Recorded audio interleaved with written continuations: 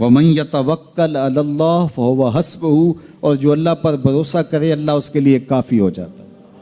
اس کی ضروریات کا وہ خود کفیل ہوتا ہے، اور اس کے کام اس کے ذمہ کرم پہ ہوتے ہیں، کو ہو کے دیکھے اس کا۔ تو جو اللہ سے ڈرے اللہ اس کے لیے راستے بناتا ہے۔ حضرت عوف بن مالک رضی اللہ تعالی عنہ الاشجعی حضور کی خدمت میں حاضر ہوئے اور عرض گزار ہوئے کہ میرا بیٹا سالم مشرکین کی قید میں ہے اور میں فاقوں کی حالت میں ہوں، تو فرمایا آل محمد کے پاس ایک سیر جو ہیں، بس اس کے علاوہ ہمارے پاس بھی کھانے کے لیے دنیاوی اسباب نہیں ہیں۔ کہا صبر کرو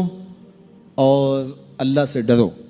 اور لا حول ولا قوت الا باللہ کثرت کے ساتھ پڑھو۔ یہ ایسا وظیفہ ہے، ایک حدیث پاک میں آتا ہے کہ یہ 99 بیماریوں کا علاج ہے،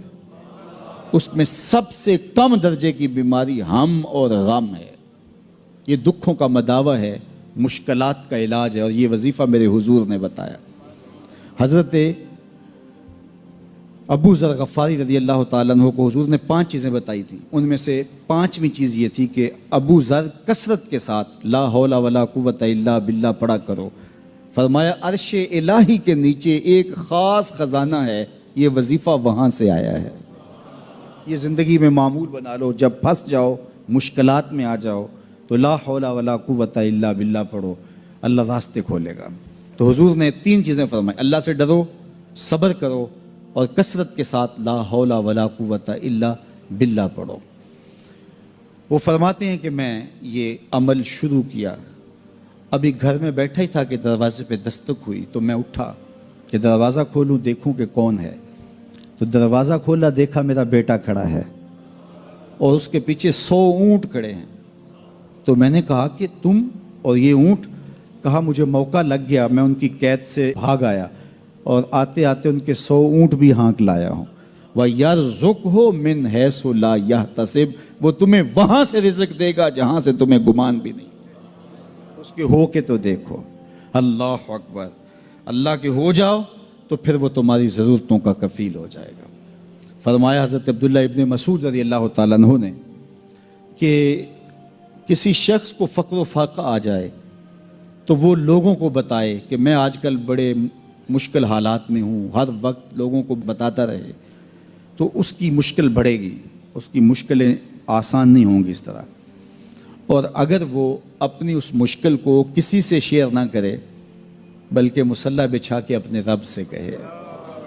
کہ مالک فقر و فاقہ آ گیا ہے اور اس کا علاج تیرے پاس ہے، اس مرض کا مداوع تیرے پاس ہے، تو حضرت عبداللہ ابن مسعود فرماتے ہیں کہ رسول کریم نے فرمایا جلد یا بدیر اللہ اس کو مالا مال فرما دے گا۔ یہ بھی کبھی کر کے دیکھو، مشکل آ جائے، فاقہ آ جائے، مصیبت آ جائے، کسی سے نہ کہو، صرف اپنے رب سے کہو، پھر دیکھنا اس کی کرم نوازیوں کا می کیسے برستا ہے۔ فرمایا اللہ پر بھروسہ کرنے کا جو حق ہے اگر وہ تم ادا کر دو، وہ تمہیں ایسے رزق عطا کرے جیسے پرندوں کو عطا کرتا۔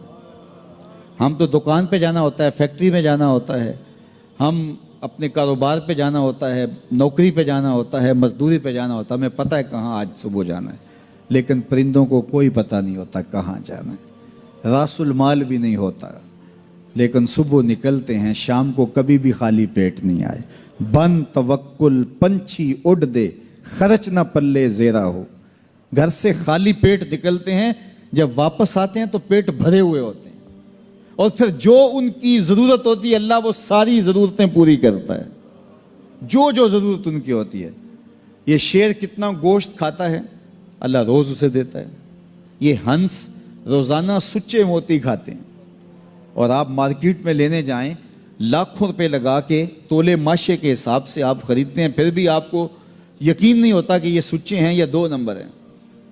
اور ہنس دنیا پہ کروڑوں جانور پائے جاتے ہیں، روز کھاتے ہیں، صبح بھی، شام بھی، دوپہر بھی، پیٹ بھر کے کھاتے ہیں، اللہ روز انہیں عطا کر۔ کہا اس پہ بھروسہ تو کر کے دیکھو، وہ تمہاری ضرورتوں کا کفیل ہوگا، اس پہ بھروسہ کرو گے وہ تمہیں وہاں سے دے گا جہاں تجھے گمان بھی نہیں ہوگا۔ ارشاد فرمایا جو اللہ سے ڈرے اللہ اس کے لیے راستے کھول دیتا ہے، اور اللہ اس کو وہاں سے دیتا ہے جہاں سے اسے گمان بھی نہیں ہوتا۔ حضور نبی رحمت صلی اللہ علیہ وسلم نے ارشاد فرمایا 4 اشخاص ایسے ہیں جن کو جنت میں جانے سے کوئی چیز نہیں روک سکتی، اور فرمایا اگر لوگوں کے سست پڑ جانے کا اندیشہ نہ ہو تو اے عمر میں تجھ کو کہوں کہ یہ بات گلیوں اور بازاروں میں لوگوں کو بتا دو۔ اور پھر حضور نے ان 4 اشخاص کا تذکرہ کیا۔ ایک وہ شخص جو والدین کے ساتھ حسن سلوک کرتا ہے، دوسرا وہ شخص جس کی اولاد زیادہ ہے ذرائع آمدنی تھوڑے ہیں لیکن وہ اپنی اولاد کے پیٹ میں لقمہ حرام نہیں جانے دیتا۔ جب ذرائع آمدنی زیادہ ہوں اور پھر حرام سے بچنا یہ بھی بہت بڑی سعادت ہے، لیکن جب ذرائع آمدنی بھی تھوڑے ہوں اور اولاد بھی زیادہ ہو تو پھر حرام سے بچنا یہ بڑا مشکل اور آزمائش کا مرحلہ ہوتا ہے۔ تو جو اس موقع میں رزق حرام سے بچا، قیامت کے دن حضور کے فرمان کے مطابق جنت میں جانے سے اسے کوئی شے نہیں روک سکتی۔ اور ہم صحابہ کی زندگیاں دیکھتے ہیں، فجر کی نماز ہوتی ہے، ایک صحابی جلدی سے اٹھ کے چلے جاتے ہیں۔ ایک دن آقا کریم نے پوچھا کہ ابو درداء کیا بات ہے؟ تو حضرت ابو درداء نے عرض کی حضور آپ جانتے ہیں آج کل مدینے میں کھجوریں پکنے کا موسم ہے اور سحری کے وقت ٹھنڈی ہوائیں مدینے کی سرزمین کو سلام کرنے بھی آتی۔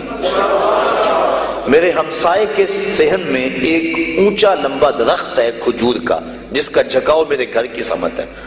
اور جب ہوا چلتی ہے تو اس سے کھجوریں ٹوٹ کے میرے ویڑے میں گر پڑتی ہیں۔ میں جلدی جلدی اس لیے چلا جاتا ہوں کہ بچوں کے اٹھنے سے قبل وہ کھجوریں اٹھا کے ان کے گھر میں پھینک دوں، کہیں ایسا نہ ہو کہ میرا بچہ کوئی کھجور اٹھا کے اپنے منہ میں ڈال لے۔ یہ صحابہ کا مزاج۔ اور ہماری سڑک سے گنے کی ٹرالی گزر کر تو دیکھیں، ہم بچے کو شاباش دیتے ہیں کہ بڑا دلیر نکلا ہے۔ جس کو آج آپ حوصلہ افزائی کر رہے ہیں کل بڑا ہو کے ڈاکو بنے گا، کل بڑا ہو کے راہزن اور لٹیرا بنے گا۔ اولاد کی تربیت کے باب میں یہ بات ہے کہ اگر وہ گناہ کا ارتکاب بچپن میں بھی کرتے ہیں تو ان کی وہاں حوصلہ شکنی کی جائے تاکہ ان کے دل میں گناہ سے نفرت پیدا ہو جائے۔ تو حضرت ابو درداء نے عرض کی حضور میں اس لیے جلدی چلا جاتا ہوں کہ ہمسائے کے گھر سے جو کھجور کا درخت ہماری سمت جھکا ہوا ہے اس کی کھجوریں جو گرتی ہیں میں ان کو اٹھا کے ان کے صحن میں پھینک دوں تاکہ کہ میرا بچہ وہ کھجور اپنے اندر نہ لے لے۔ اور آپ جانتے ہیں کہ حضرت امام حسین رضی اللہ تعالیٰ عنہ مسجد نبوی میں آئے، صدقے کی کھجوروں کا ڈھیر لگا ہوا تھا، بچے تھے، ایک کھجور اٹھا کے انہوں نے اپنے منہ میں ڈال لی۔ تو آقا کریم صلی اللہ علیہ وسلم تیزی سے آگے بڑھے اور ان کے حلق میں انگلی ڈال کر حضور نے کہا کہ اس کو نکالو باہر اور اندر سے کھجور باہر نکلوا دیں۔ میں اور آپ اپنے رزق پر اگر غور کر لیں اور اپنے رزق کی حلت کا سامان کر لیں تو عبادت کی لذت نصیب ہو جائے۔ تیسرا وہ شخص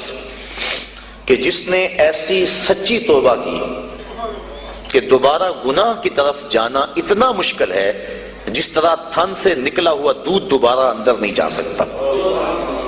اور چوتھی وہ عورت جس نے اپنی ساری محبتیں اپنے خامد پہ نچھاور کر دی